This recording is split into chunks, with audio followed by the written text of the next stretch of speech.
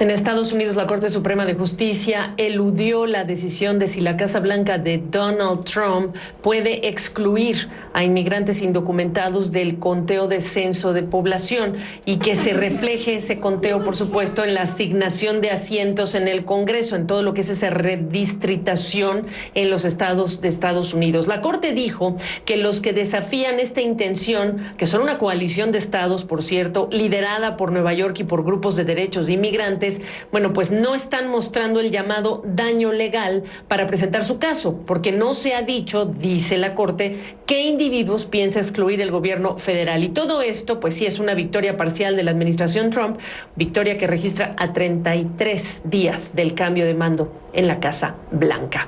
Y todo esto también está ocurriendo en el Día Internacional del Migrante, una fecha que observa Naciones Unidas, cuando más personas que nunca antes residen en países distintos del que los vio nacer.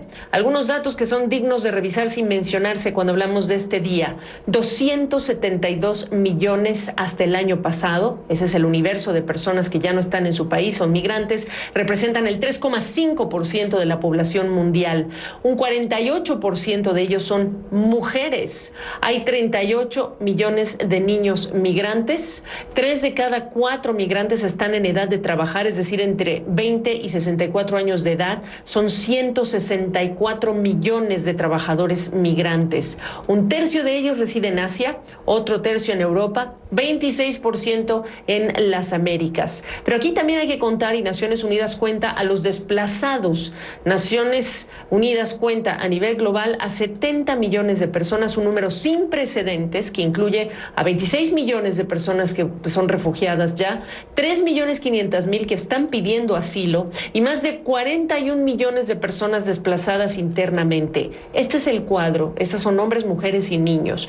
Los migrantes en nuestra región, bueno, pues una más de las que estamos hablando de tránsito de personas, y es una de las más activas, bueno, pues están enfrentando una serie de riesgos que las convierten también en uno de los tránsitos más peligrosos. Y siempre existe la incertidumbre de cómo van a ser recibidos en países receptores que ya no solamente son Estados Unidos, piénsese Chile, piénsese otros destinos, si es que hablamos de migrantes, por ejemplo, de Haití, migrantes venezolanos, etcétera. Voy a conversar de este tema en este Día Internacional del Migrante con Tonatiuh Guillén. Él es excomisionado nacional de migración. Tonatiuh, gracias por acompañarnos. ¿Cómo marcar un día como este después de conocer estas cifras y entender lo que la pandemia ha hecho para millones de estas familias? Gracias, Gabriela. Mira, en principio el punto que vale la pena reconocer y valorar es que la migración nos ha enriquecido como humanidad. Efectivamente hay una franja muy importante de personas que en el proceso migratorio enfrentan todo tipo de riesgos. Hay también escenarios en donde en la migración y en la recepción hay grupos xenófobos y racistas que les rechazan. Eso es cierto, pero también hay el otro lado que yo creo que es el dominante y que en especial Estados Unidos lo muestra, que es el de sociedades con capacidad de inclusión, pero sobre todo sociedades que se enriquecen, se benefician, crecen y nos hacen mejores en todos los sentidos. Ese lado de la migración me gustaría enfatizarlo porque creo que es el dominante.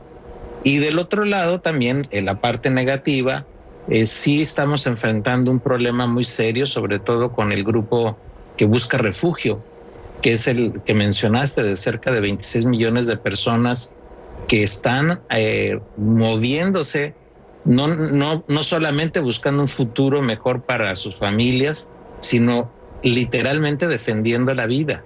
Están escapando de situaciones muy críticas y buena parte de ellos están por acá en esta región, Gaby. Así es. Tonatiuh, preguntarte también la perspectiva de los últimos meses, últimos años en relación con los países receptores de esta masiva flujo de personas, de migrantes, pero en relación con la responsabilidad de los países expulsores. Por años hay países que son tradicionalmente expulsores de mano de obra, pero también está la realidad del migrante que dice, si tuviera estas condiciones no tendría que salir de mi casa. ¿Qué observamos en un momento como el actual, el de la pandemia, en donde quizá algunos quieren regresar a casa, pero quizá otros están viendo que la situación va a empeorar y están pensando en emprender la salida de su país? Así es. Lamentablemente en nuestra región tenemos unos focos rojos que hay que revisar y sobre todo corregir como modelos de desarrollo y también de desarrollo político. Uno de los recientes y más graves sin dudas es Venezuela, que está pasando una crisis económica sin precedentes, en buena medida derivada de una estructura política autoritaria y que no ha permitido la maduración de un sistema democrático. Y del otro lado, regiones como Centroamérica, el norte de Centroamérica, en donde también es cierto, los gobiernos de estos países no han asumido la responsabilidad que le corresponde. Y hay una cuestión paradójica de que buena parte de la economía de estos países vive de las remesas.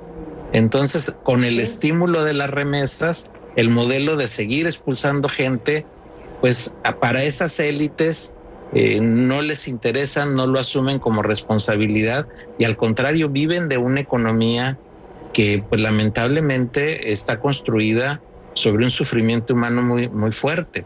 Entonces sí es cierto, tienes toda la razón, ahí hay un problema de política, de responsabilidad de los estados y de los gobiernos que no han asumido con claridad.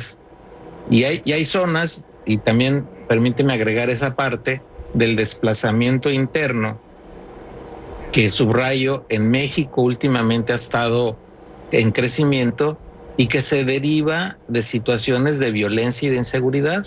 Entonces también ahí hay responsabilidades de los estados y de los gobiernos que no están asumiendo y que están repercutiendo en la vida de las personas. ¿Qué va a traer el último minuto que tengo para platicar, Tonatiuh? ¿Qué va a traer la pandemia como consecuencia de estas tendencias que acabas de describir? Hay una que es la más grave, que es la parálisis económica. Y con la parálisis económica tan extendida en todo el mundo, pero en especial en estos países que ya tenían dificultades severas, pues la pandemia va a ser un estímulo adicional para buscar alternativas de vida fuera de sus países.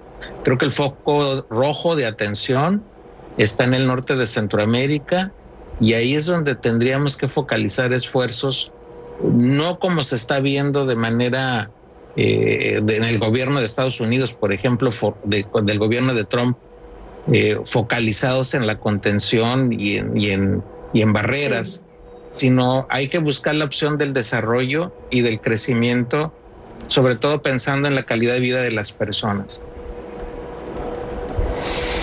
Bueno, pues una conversación larga la que se puede tener sobre este tema, Tonatiuh Guillén, tú lo sabes, los migrantes no tienen embajadores porque no son ni de aquí ni de allá, en pocas palabras. Gracias por tu tiempo y bueno, este espacio abierto a regresar a hablar del tema. Regreso yo. Un gusto saludarte, gracias.